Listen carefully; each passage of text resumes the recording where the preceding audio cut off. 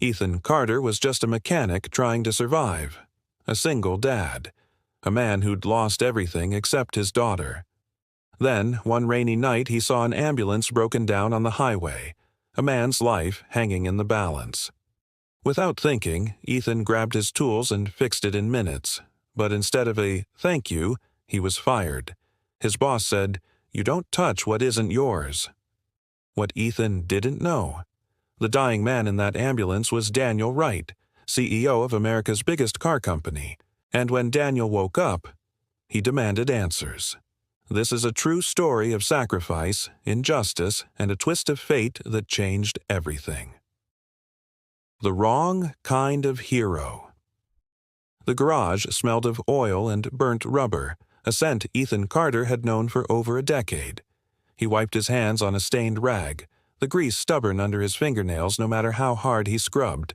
The paycheck in his back pocket felt too light, just like the last one, and the one before that.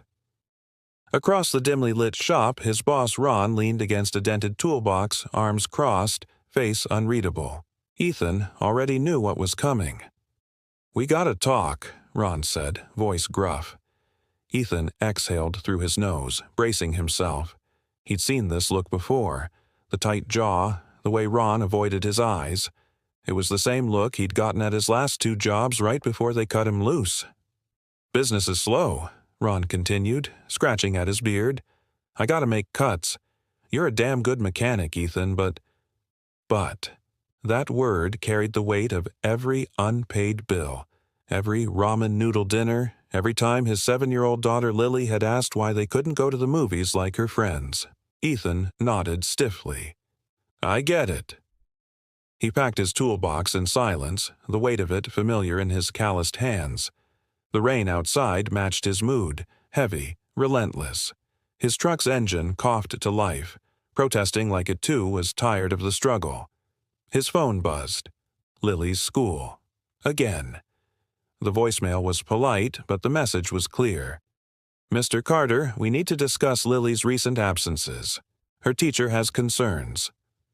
Ethan gripped the steering wheel until his knuckles turned white. He'd missed another parent-teacher conference. Another moment he couldn't get back. Between double shifts and layoffs, time with Lily slipped through his fingers like sand. Then, sirens. An ambulance was stalled on the shoulder of the highway, its emergency lights painting the rain red and blue. Paramedics moved frantically inside, their faces tight with urgency. A small crowd had gathered, but no one stepped forward to help. The ambulance's hood was up, steam rising from the engine. Ethan didn't think. He pulled over, grabbed his toolbox, and ran. "I can fix this," he shouted over the downpour. The paramedics barely had time to react before Ethan was under the hood, his hands moving on instinct. He diagnosed the problem in seconds. A blown hose, an easy fix if you knew what you were doing. 4 minutes later, the engine roared back to life. The paramedics cheered. One clapped him on the back. "You're a lifesaver, man." Then flashing lights. Police. A cop shoved through the crowd, his face hard. "Who authorized this?" He jabbed a finger at Ethan. "You tampered with emergency equipment?" Ethan blinked. You got a license for this? You work for the city." Before Ethan could answer, his phone rang. Ron's name flashed on the screen. "You used my tools on city property?" Ron's voice was a snarl. "You're done, Carter. Don't bother coming back." The line went dead. The ambulance sped away, its sirens fading into the night. The cop was still yelling, but the words barely registered.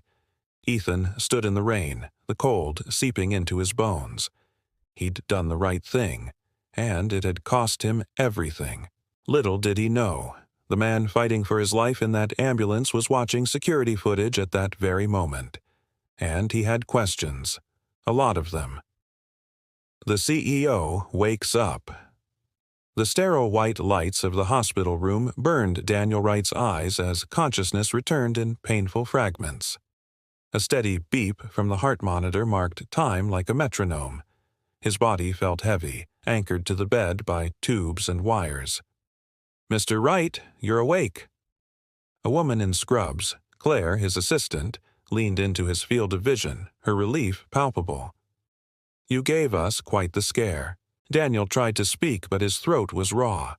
The last thing he remembered was the headlights swerving into his lane, the deafening crunch of metal, then darkness.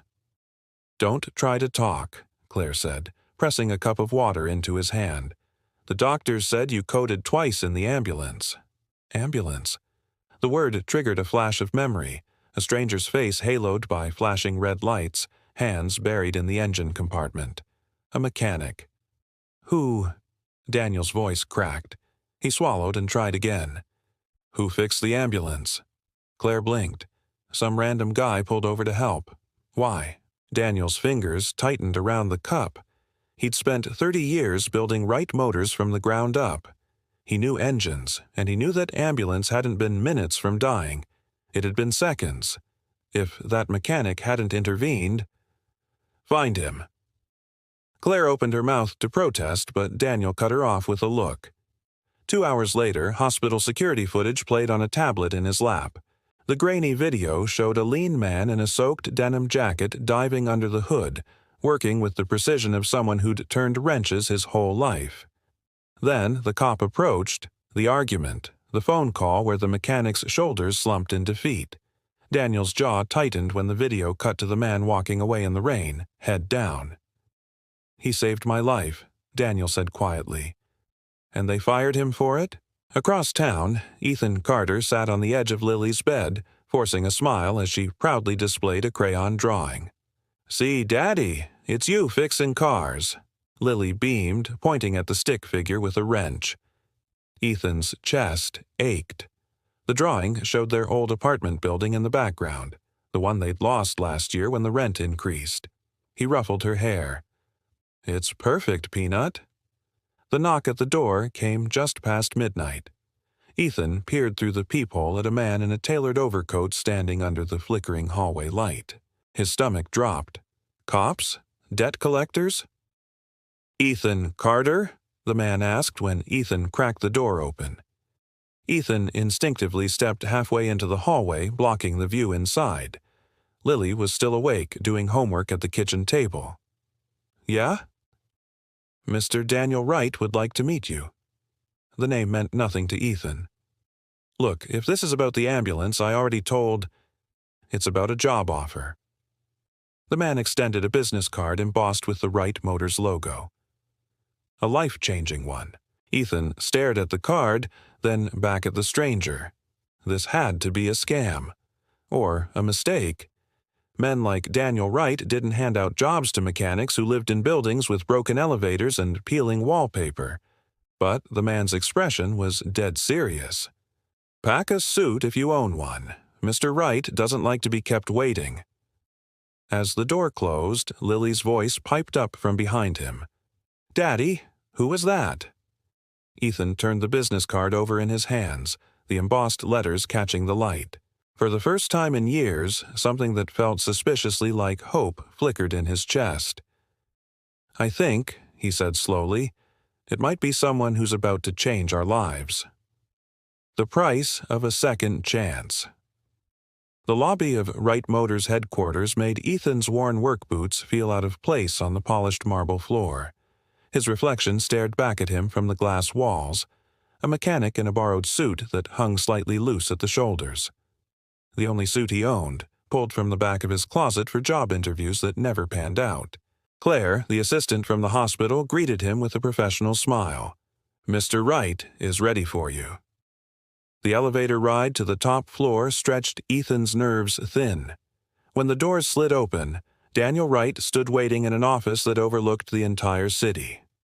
Sunlight streamed through floor-to-ceiling windows, glinting off the framed magazine covers that lined the walls.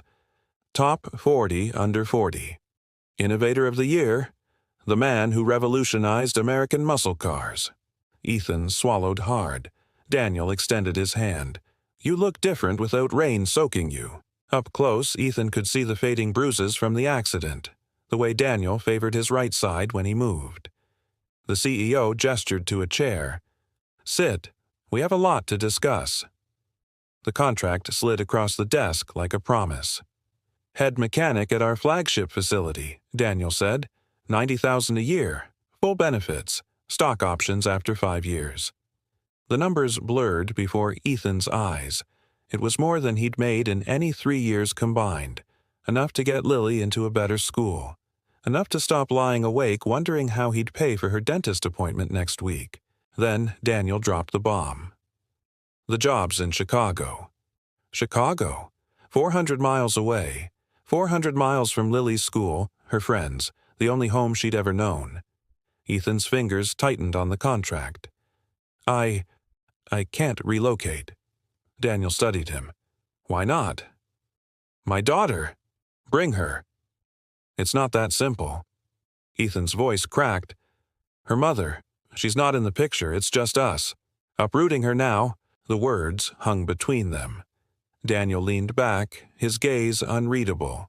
For a long moment, the only sound was the hum of the air conditioning. Then Daniel did something unexpected. He smiled. I had my people look into you, Carter. 12 years as a mechanic. Never missed a child support payment even when you were unemployed. Your old boss at Jensen Auto said you once worked 72 hours straight to cover a coworker's medical leave. Daniel tapped the contract. Men like you are why this company exists. He reached into his desk drawer and produced a second folder. Alternative proposal. We're opening a satellite facility here in Detroit. Smaller scale, but you'd be lead technician. Same salary. Flexible hours so you can take your kid to school.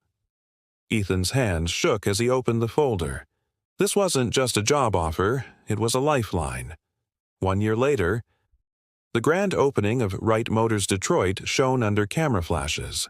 Reporters asked about Daniel Wright's Second Chance initiative, but Ethan kept his eyes on Lily, who stood proudly in a miniature mechanic's jumpsuit with Carter stitched over the pocket. At the podium, Daniel raised a glass. To the man who proved that integrity isn't just a corporate buzzword, it's what happens when you do the right thing even when it costs you everything. As the crowd applauded, Lily squeezed Ethan's hand. Daddy, she whispered, you're famous now. Ethan knelt to her level. Nah, Peanut, just lucky. But as he watched Daniel shake hands with a group of young mechanics, kids from the same neighborhood he'd grown up in, Ethan knew luck had nothing to do with it. Somewhere between that rainy highway and this moment, he'd learned the truth. The world breaks everyone. But sometimes, if you're stubborn enough to keep fixing things anyway, it puts you back together stronger than before. Did this story remind you that good deeds never go unnoticed? Smash that like button and share it with someone who needs a reminder that their struggles today might be the foundation for their success tomorrow. And don't forget to subscribe for more real-life stories where ordinary people become extraordinary heroes.